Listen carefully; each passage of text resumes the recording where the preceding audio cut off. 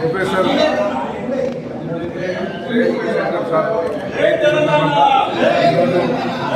జిల్లా పార్టీ అధ్యక్షులు స్థానిక శాసనసభ్యులు చిత్తా ప్రభాకర్ గారి ఆదేశాల మేరకు క్యాంప్ కార్యాలయంలో వారికి నివాళులు అర్పించడం జరిగింది. ముఖ్యంగా జయశంకర్ గారు తొలి దశ ఉద్యమంలో ఊపిరుది, మలి దశ ఉద్యమంలో పూర్తిగా మార్గదర్శనం చేసినటువంటి వ్యక్తి. వారు తెలంగాణ రాష్ట్రం సాకారం అయితే ఏ విధంగా ఉంటుంది, నీళ్ళేంది, నియామకాలు ఏంది, నిధులేంది అని చెప్పి చాలా స్పష్టంగా తెలంగాణ మొత్తం అర్థమయ్యే విధంగా మేధావులందరినీ కూర్చోబెట్టుకుని చర్చించి మార్గదర్శనం చేసినటువంటి వ్యక్తి. మరి తెలంగాణ రాష్ట్రం ఏర్పాటు అయినాక వారు లేకపోవడం అనేది నిజంగా కూడా బాధాకరం.